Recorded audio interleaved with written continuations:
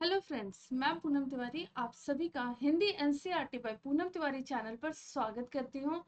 आप सभी का अभिनंदन करती हूँ, वंदन करती हूँ। उम्मीद करती हूँ कि आप सभी खुश होंगे और आपने मेरे चैनल को सब्सक्राइब कर दिया है, लाइक कर दिया, शेयर कर दिया है। आप सभी से निवेदन है कि इस टॉपिक को अच्छे से समझने के लिए इस वीडियो के अंत तक जरूर बने रहें। तो हम आज स्टार्ट करते हैं हमारा आज का नया टॉपिक, जिसका नाम है रस का ही एक दूसरा पार्ट है अद्भुत रस।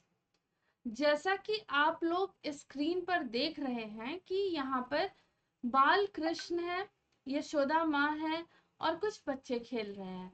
माँ यशोदा ने कृष्ण के मुख में जब देखा, तो जब कृष्ण भगवान मिट्टी खा लेते हैं, उनकी माँ आके देखती है कि उनका बेटा मिट्टी खा रहा है, तो वो जैसे उसका मुंह खोलती हैं तो उनके मुंह में पूरे ब्रह्मांड के दर्शन होते हैं।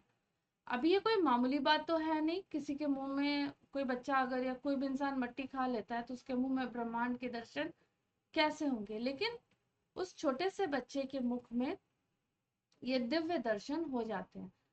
इसी को क्या है, माँ यशोदा देखकर क्या हो जाती है, आश्चर्य हो जाती है। ये एक अद्भुत दृश्य था। तो वही आज हम पढ़ेंगे, अद्भुत रस। तो यहाँ पर जैसे पिक्चर में आप देख रहे हैं कि माँ यशोदा कृष्ण भगवान के बाल रूप में, बाल कृष्ण जी के मुख में पूरे ब्रह्मांड का दर्शन करती हैं।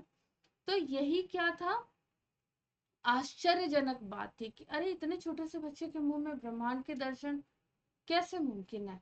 तो अद्भुत रस, अद्भुत रस का अर्थ, इसकी परिभाषा ये है कि अलौकिक, आश्चर्यजनक दृश्य या वस्तु को देखकर विश्वास नहीं होना, या और मन में स्थायी भाव क्या होना, विस्मय। तो इसका अद्भुत रस का स्थायी भाव क्या हो जाता है आपका, इसका स्थायी भाव होता है विस्मय, आश्चर्य, आश्चर्य हो जाना कि अरे मैंने ये क्या देख लिया, ऐसा क्या मुमकिन है। यही विस्मय, यही विस्मय जब विभाव, अनुभाव और संचारी भाव से मिलकर पुष्ट हो जाता है, तब अद्भुत रस की उत्पत्ति होती है। अद्भुत रस के अव्यय क्या है, इसका स्थायी भाव। मैं आपको अपने पिछले वीडियो में बता चुकी हूँ कि हर एक रस के, ठीक है, ऐसे तो 9 रस है, लेकिन बहुत सारे ऋषि मुनि आचार्य हुए जिन्होंने रसों की संख्या को 11 बताया।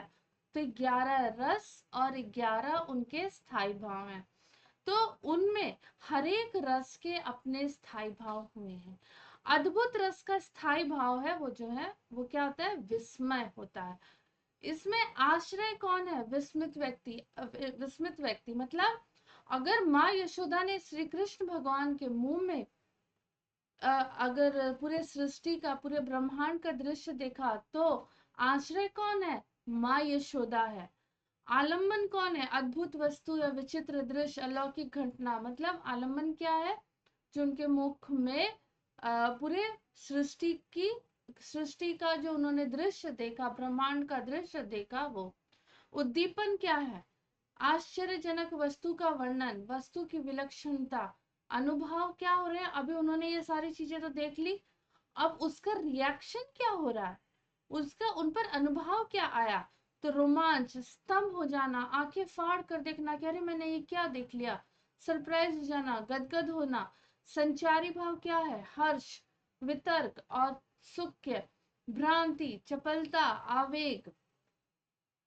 अब अद्भुत रस के उदाहरण, अखिल भुवन चर अचर सब, हरि मुख में लखी मातु, चकित भई गदगद वचन विकसित दृग पुलकातु। तो यहाँ पर आश्रय कौन है, जैसे बताया मैंने, किसके मन में, किसने ये चीज को देखा, तो माँ यशोदा है। आलंबन कौन है, श्री कृष्ण का मुख है। उद्दीपन का काम कौन कर रहे हैं, वो भाव को इग्नाइट करने का काम कौन कर रहे हैं, मुख के भीतर का, मुख के अंदर जो उन्होंने दृश्य देखा, पूरे ब्रह्मांड को देखा, वो। अनुभव क्या हो रहे हैं, अभी ये सारी चीजें उन्होंने देख ली, अभी माँ यशोदा के मन में जो जो उनका जो रिएक्शन है वो इम्पोर्टेंट है। तो वो क्या हो रहे हैं, उन आंखों का खुले रह जाना, आंखों का फैलना, खुशी से पागल हो जाना, खुशी वाले वचन। संचारी भाव दैन्य, भय, थोड़ा सा उन्हें डर भी लग रहा है। इसमें आश्चर्य का भाव क्या है? पुष्ट होकर अद्भुत रस के रूप में व्यक्त हुआ है। देखी यशोदा शिशु के मुख में सकल विश्व की माया, क्षण भर को वह बनी अचेतन। अचेतन मतलब जैसे ही माँ यशोदा ने दृश्य देखा, वो खुश भी हुई, उन्हें आश्चर्य भी हुआ, लेकिन वो थोड़ी देर बाद क्या हो जाती है? अनकॉन्शियस हो जाती है, बेहोश हो जाती है। हित न सकी कोमल काया, उनको ये बर्दाश्त नहीं हुआ, उन्हें डाइजेस्ट नहीं हुआ कि एक छोटे से बच्चे के मुख में उन्होंने क्या देख लिया? ब्रह्मांड का दृश्य देख लिया, और वो बेहोश हो जाती हैं। इसमें कौन सा रस है? रस है वात्सल्य, शांत, भक्ति या अद्भुत। तो यहाँ पर आपका अद्भुत रस होता है। अगला कोई प्रश्न है, पड़ी थी बिजली सी विकराल, लपेटे थे घन जैसे बाल, कौन छेड़े ये काले सांप, अब निपति उठे अचानक का। तो यहाँ पर क्या है? शांत रस, वात्सल्य रस, भक्ति रस या अद्भुत। तो यहाँ पर भी आपका अद्भुत रस होता है। अद्भुत रस का स्थायी भाव क्या है? ये क्वेश्चन इंपॉर्टेंट है। भय, निर्वेद, शोक या विस्मय? तो विस्मय। अगला प्रश्न, तुलसी और सूर्य की रचनाओं के आधार पर रस कितने प्रकार के होते हैं? तो तुलसी और सूर्य के रचनाओं के आधार पर रसों की संख्या कितनी है? 11 मानी जाती है। साहित्य शास्त्र में रसों की संख्या कितनी मानी गई है? तो यहाँ पर रसों की संख्या 9 मानी गई है। तो उम्मीद करती हूँ कि आपको ये क्लास पसंद आई होगी, और ऐसे ही क्लासेस के और इस वात्सल्य रस, अद्भुत रस से रिलेटेड जितने भी आपके मन में शंकाएं होंगी, उनके मीनिंग, उनके उदाहरण, उसका स्थायी भाव, आलंबन कौन है, आश्रय कौन है, ये उद्दीपन का काम कौन कर रहे हैं, और रसों की संख्या कितनी है, ये सारे आपके मन में जो भी डाउट है क्लियर हो गए होंगे। अगर आपको ये क्लास अच्छी लगी है, श्योरली अच्छी लगी होगी, लाइक करिए, शेयर करिए, सब्सक्राइब करिए, और कमेंट जरूर करिएगा। Thank you so much.